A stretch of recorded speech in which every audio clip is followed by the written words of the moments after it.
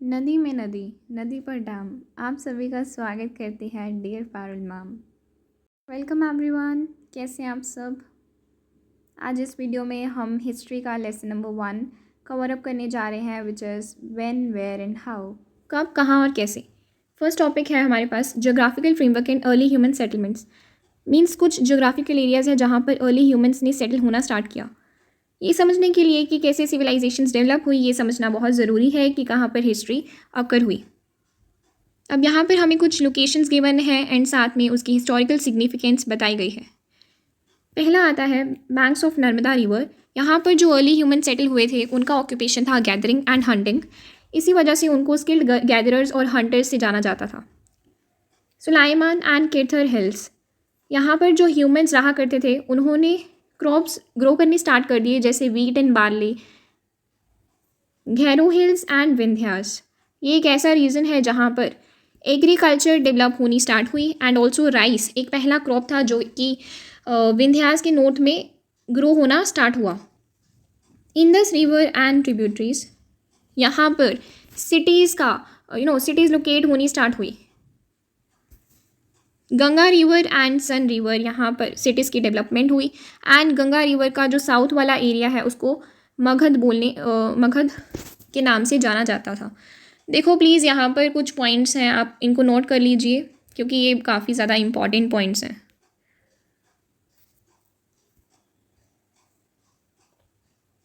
चलते हैं हम अपने सेकंड टॉपिक पर, which is names of the land. देखो पहला आता है हमारे पास India. India is derived from river Indus which is called Sindhu in Sanskrit. Sanskrit में इसको सिंधु बोला जाता है एंड ये जो इंडिया है ये कहाँ से डिराइव हुआ है, रिवर इंदस वर्ड से। नेक्स्ट वन है हमारे पास इंडोज एंड हिंदोज। ये कुछ टर्म्स हैं जो कि ईरानियंस और ग्रीक्स द्वारा यूज़ की गई थी ताकि क्या डिस्क्राइब किया जा सके, जो इंडस रिवर का ईस्ट वाला लैंड है उसको डिस्क्राइब करने के लिए इंडोस एंड हिंदोज टर्म्स यूज़ करी गई थी बाय ईरानियंस एंड ग्रीक्स। फिर नेक्स्ट आता है भारत। भारत देखो पहले तो ये उन लोगों के लिए यूज़ किया गया था जो कि नॉर्थ वेस्ट में रहते थे। ये चीज़ ऋग्वेदा में मैंशनड है 3500 ईयर्स अगो, है ना।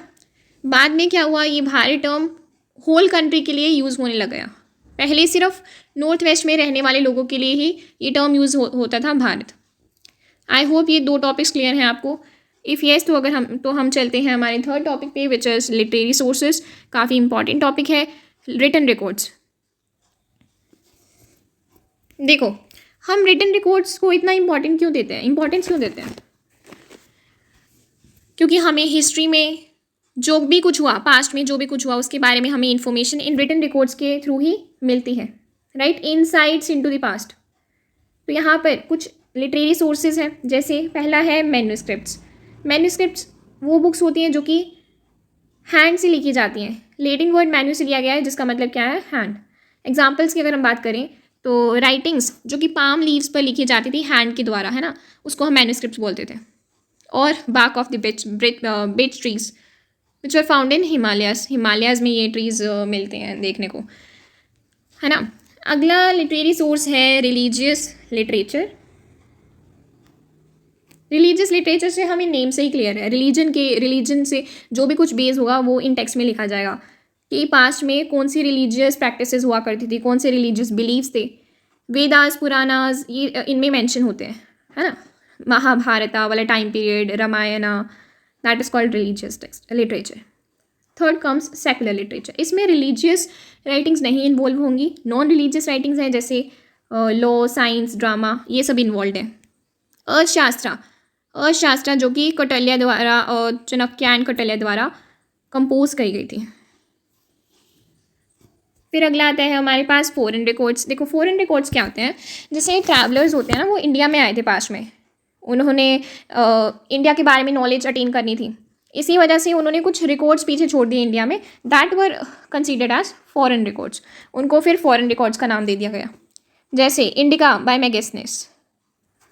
आई होप ये रिटन रिकॉर्ड्स क्लियर हैं। तो चलते हैं हम आर्कियोलॉजिकल सोर्सेज पर। ये ना जो लिटरेरी सोर्सेज हैं एंड आर्कियोलॉजिकल सोर्सेज हैं, इनमें कंफ्यूज मत हो जाना। लिटरेरी सोर्सेज रिटन रिकॉर्ड्स हैं जो कि हमें पास्ट के बारे में इंफॉर्मेशन प्रोवाइड करते हैं। आर्कियोलॉजिकल सोर्सेज जो हिस्टोरियंस द्वारा एविडेंसेस वगैरह मिलते हैं वो होते हैं आर्कियोलॉजिकल सोर्सेज, है ना। यहाँ पे लिखा भी हुआ है physical remains of the past which were studied by archaeologist, right. तो चलते हैं, पहला आता है इंस्क्रिप्शंस। बहुत बार सुना होगा नाम इंस्क्रिप्शंस। क्या होते हैं इंस्क्रिप्शंस? वो कुछ राइटिंग्स होते हैं जो हार्ड सर्फेसिस पे लिखे जाते हैं। हार्ड सर्फेसिस कोई भी हो सकते हैं, रॉक्स, स्टोन, मेटल, है ना। तो पास्ट में वो पेपर पेन पर नहीं लिखते थे। जो मतलब हिस्टोरियंस थे वो पेपर पेन पे नहीं लिखते थे। वो क्या करते थे, हार्ड सर्फेसिस जैसे स्टोन हो गया, मेटल, रॉक्स, उन पे लिखा करते थे। Records of royal victories, orders of Kings, example Ashoka's addict, ये मतलब एविडेंसेस हैं, हिस्टोरिकल वैल्यू एविडेंसेस हैं। न्यूमिस्मैटिक्स आता है अगला। न्यूमिस्मैटिक्स क्या होता है? Study of coins. कॉइन्स की स्टडी को हम न्यूमिस्मैटिक्स बोलते हैं। इससे हमें क्या मीन्स, हिस्टोरिकल वैल्यू क्या है इसकी, हमें इसके न्यूमिस्मैटिक्स से क्या फ़ायदा क्या हुआ है? देखो, helps determine what, economic condition, है ना, कि हिस्ट्री में कैसे इकोनॉमिक कंडीशन रहा करती थी उनकी, and extent of the empire, कितना बड़ा कितना वास्ट एम्पायर था। Also dates of the kings, इसके बारे में हमें न्यूमिस्मैटिक्स से पता चलता है। न्यूमिस्मैटिक्स क्या है? स्टडी ऑफ द कॉइन्स, ठीक है। अगला आता है मॉन्यूमेंट्स। देखो, मॉन्यूमेंट्स भी क्लियर हैं कि ये ओल्ड बिल्डिंग्स हैं, पैलेसेस, फोर्ट्स, ये ओल्ड बिल्डिंग्स मॉन्यूमेंट्स बोलते हैं। इससे हमें आर्किटेक्चरल स्टाइल्स के बारे में पता चल जाता है, रिलीजियस लर्निंग्स के बारे में पता चल जाता है, एंड उस टाइम पीरियड में कितनी वेल्थ थी, ये हमें इसकी इन्फॉर्मेशन हमें मॉन्यूमेंट्स के थ्रू मिलती है। Then comes artifacts. आर्टिफैक्ट्स जैसे pots, pans, ornaments, tools and weapons, ये चीज़ें आ जाती हैं आर्टिफैक्ट्स की कैटेगरी में। इससे हमें इन्फॉर्मेशन मिलती है कि डेली लाइफ के बारे में हमें इन्फॉर्मेशन मिलती है। ऑल्सो कि लोगों की टेक्नोलॉजिकल प्रोग्रेस, टेक्नोलॉजी में कैसे धीरे धीरे लोग बढ़ रहे हैं आगे, उसके बारे में हमें इन्फॉर्मेशन मिलती है आर्टिफैक्ट्स के थ्रू। तो ये सब कुछ हो गए आर्कियोलॉजिकल सोर्सेस। कौन से पढ़े थे? Inscriptions, numismatics, monuments and artifacts, right. Moving ahead, हम चलते हैं हम अपने फिफ्थ टॉपिक पे, अंडरस्टैंडिंग हिस्टोरिकल डेट्स। देखो, हिस्ट्री पढ़ते टाइम आपको ये दिखाई मीन्स आपने काफ़ी बार देखा होगा BC लिखा होता है, AD CE लिखा होता है, BP, इसका क्या मतलब है ना। हमें इसकी फुल फॉर्म भी नहीं पता होती कई बार। सो देखो, historians use this specific notations to place events in time. BC stands for before Christ, BCE stands for before common era, ठीक है। These are the years which are counted backwards from the birth of Christ. Christ के birth से पहले का जो time period है उसको हम BC या फिर BCE से डोनेट करते हैं। AD एंड AC क्या है? AD एंड CE क्या है? Anno domini and common era. After the birth of Christ का time period BP is before present, which is use to indicate how many years before the current time an event occurred.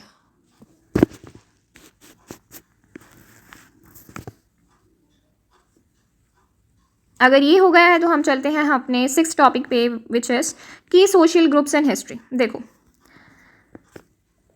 जब हमने बात करी थी हमारे पहले topic पे, geographical locations थी एंड साथ में उसकी हिस्टोरिकल इंपॉर्टेंस बताई गई थी।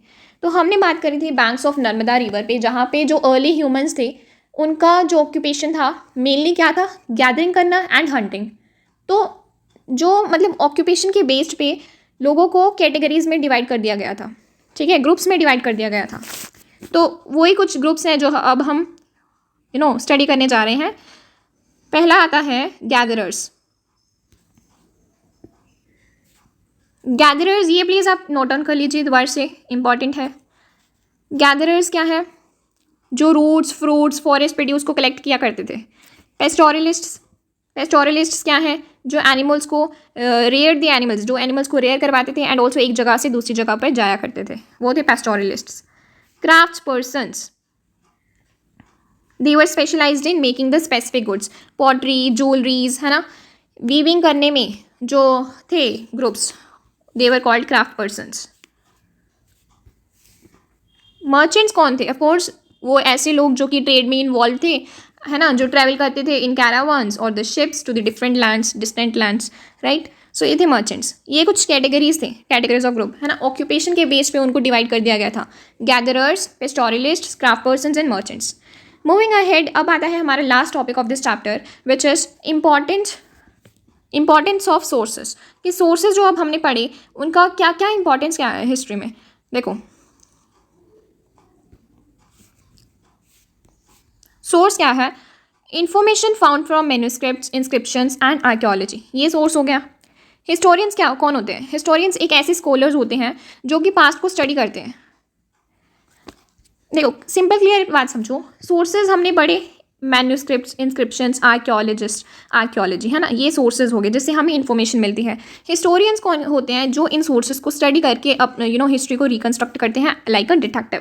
सिंपल सी बात है, हिस्टोरियंस यूज़ करते हैं इन सोर्सेज को ताकि पास्ट मीन्स हिस्ट्री को रिकन्स्ट्रक्ट किया जा सके। I hope it is clear. Yes, so यहाँ पर हमारा चैप्टर हो जाता है एंड। आई होप कि ये चैप्टर बहुत अच्छे से क्लियर हो गया है आपको। पॉइंटर्स को आप नोट डाउन कर सकते हैं क्योंकि इम्पॉर्टेंट है।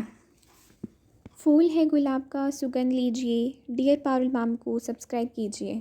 Thank you everyone for watching my video. Please like, comment and share as well. Also take care of yourself. We'll meet in the next video.